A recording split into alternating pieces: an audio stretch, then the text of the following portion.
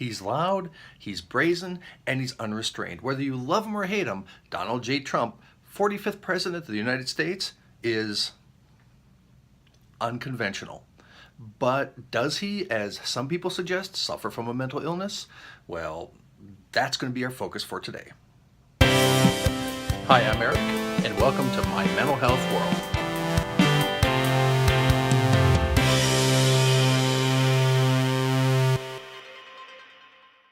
With both fans and foes, President Donald J. Trump has acquired quite the controversial reputation since he took office in January of 2017, including by a group of psychiatrists and psychologists who have gone on record and determined that he is in fact suffering from a mental illness. But are they right? And how would we know? So today we're going to look at some of the rules that factor into the diagnostic process. Rules that just don't affect the President of the United States, but anybody, including you or me as well. And to do this, I want to start by presenting you with a brief scenario. I want you to think about this. Imagine this. Imagine yourself in this situation. So you're out for a walk. It's a nice sunny afternoon, and you're by yourself, and you're having a good time. You're walking along the river's edge when all of a sudden you start to hear yelling, somebody yelling, and you look up, and there on the bridge above you is somebody standing on the edge. Somebody standing on the edge of the bridge, and they're waving their hands, and they're yelling frantically. How would you explain this behavior? What would you say is going on? Are they depressed and suicidal? Are they in the midst of a manic episode? Are they impulsive? Are they hearing voices telling them to jump off this bridge? Are they delusional? Maybe they think that they can fly. Now, these are absolutely legitimate diagnostic questions that we have to ask. But wait, because there are other questions we have to answer as well. Questions like, maybe the person's intoxicated, or maybe they hit their head and they're experiencing some sort of head trauma, or maybe they're delirious, or maybe they're just standing on top of the bridge and waving and yelling at some friends in the boat below, or maybe they're trying to flag down help, maybe they're in some sort of emergency, or maybe they're filming a movie, or maybe they're even being chased by a swarm of bees. We have to know this before we can go on. And there's even more questions like, has the person ever attempted suicide before? Have they ever been diagnosed as being depressed? Or have they ever tried jumping off a bridge before? So let me make this point. Any observable behavior can have any number of possible explanations. In fact, in our bridge scenario, we've already come up with a healthy list of possibilities, questions, and explanations. But in the world of mental health, having such a broad list of possibilities and explanations really doesn't do us much good. We want to try to narrow down and isolate as much as possible exactly what the cause is, because if we can do that, if we can isolate the exact cause, that lends us towards more effective and better treatment. And how do we do that?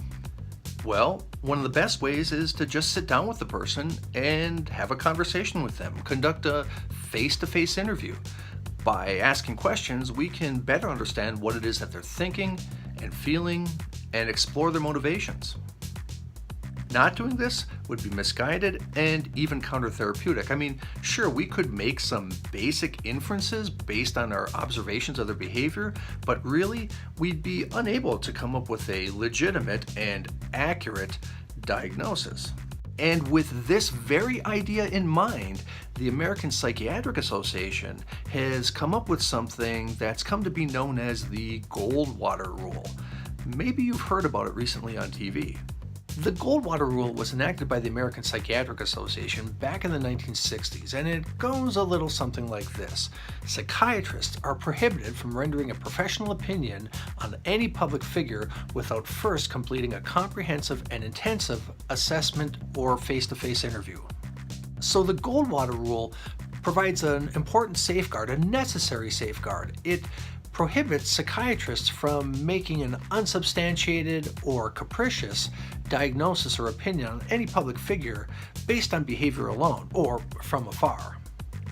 Maybe you remember this. Back in January of 2018, a number of professionals got together as a group and went on record proclaiming that they believed that Donald Trump was evidencing personality traits that was suggestive of mental illness. And I think they even went so far as to describe him as being dangerous. Well, whether he is, or whether he isn't, or whether he's somewhere in between, again, you can't make that determination without conducting a comprehensive face-to-face interview. I hope that makes sense. So if you or someone you know has been recently diagnosed with mental illness, it is absolutely critical that you know what that diagnosis is and how it was established. Because remember, accurate diagnosis leads to more effective treatment options.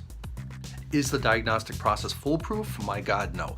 But we'll talk about that in a future episode. Okay, well, that's it. And so now I hope you understand that whether you're pro-Trump or against Trump, or really for anybody, the only way that you can draw any kind of conclusions about what's going on with them is by completing a face-to-face, legitimate, comprehensive assessment and interview. All right, everybody, if you have any questions or comments or even complaints, you can email me at ericmentalhealth@gmail.com. That's ericmentalhealth@gmail.com. If you have any comments, you can add them to the comments section below. And please subscribe to this channel because we're going to be uploading more videos in the weeks to come. Oh, just one more thing. The information provided in this video and all my videos is intended for educational purposes only. It's a resource. It's not intended to be a substitute or an alternative for licensed professional expert advice. If you or someone you know needs mental health help, please, please, please consult a licensed professional, an expert. And as always, if it's an emergency, call 911. Thank you for watching, and thank you for being part of my mental health world. We'll see you next time.